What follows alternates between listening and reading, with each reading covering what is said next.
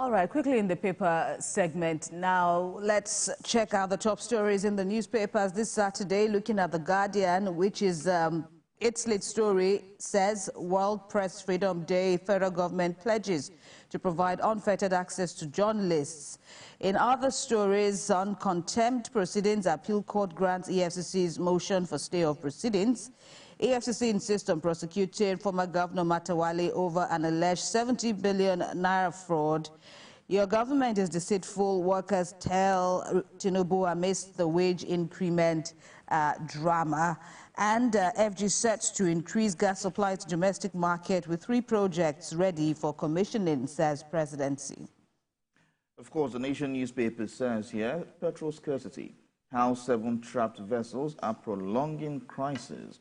Supply situation to improve next week, says marketers.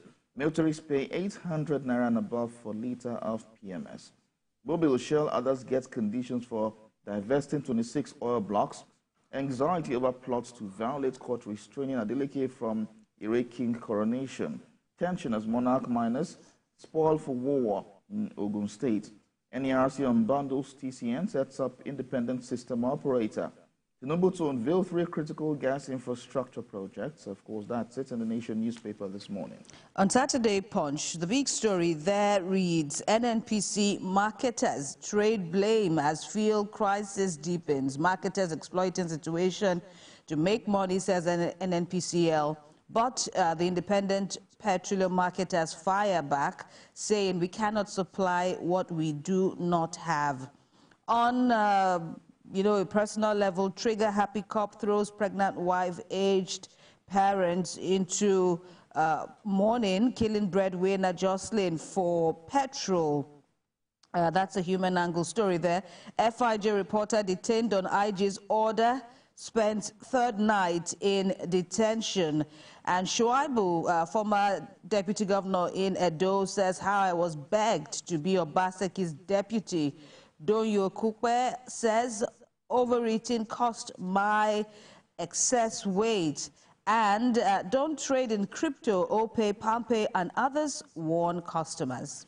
The Nigerian News Direct says power transmission, TCN unbundled as federal government orders registration of new independent system operator. Nigerians enjoying improved power supply, says presidential aid. As federal government installs more substations in Lagos, Kebbi to boost power supply.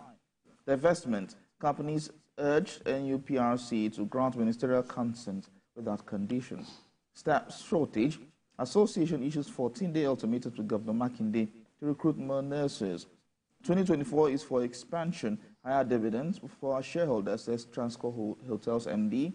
Customs FX rate hiked to 1,441 naira to $1. Shell, Oyo State partner to deliver over 60 MSCF of gas. Somolo targets completion of 253 new road projects before end of tenure. Daily Trust says, as eminent northerners write to the president saying reject bid to site U.S.-French bases in Nigeria. On the cover story, Zulum, governor of Borno State, and teachers' welfare, that's what they are spotlighting this Saturday.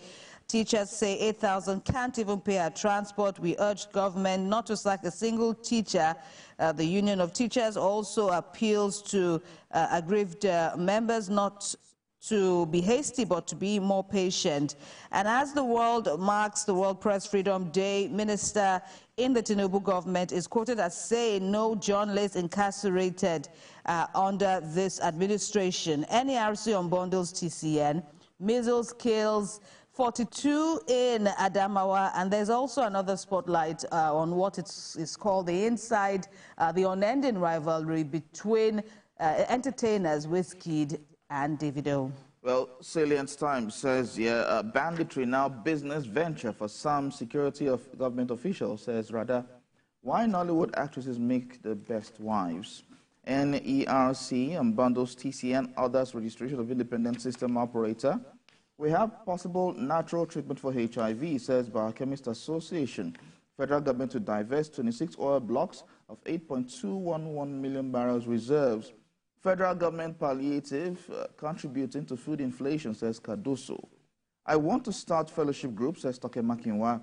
Tinubu to inaugurate postgraduate school at OOU to mark Awujale's 90th birthday. Nigerian workers release breakdown of proposed 615,000 naira minimum wage. Oriki Energy sets to empower 100 Ogun entrepreneurs with solar energy.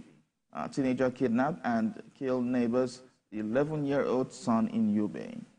And finally is the Saturday Vanguard leading its lead story that says is captioned graft, how 58 ex-governors allegedly looted 2.187 trillion naira. There are riders saying no ex-governor among EFCC's almost 7,000 convictions in 3 years, only 4 former governors convicted in 21 years, how Nigeria produced 170 governors in 25 years. A lot of statistics there. Check out the details there. On Yaya Bello EFCC saga, appeal court orders stay of execution in contempt case against the anti-graft agency's chairman. Edo State, Obaseki swears in 5 new judges, lists achievement in the judiciary. Well, that's the much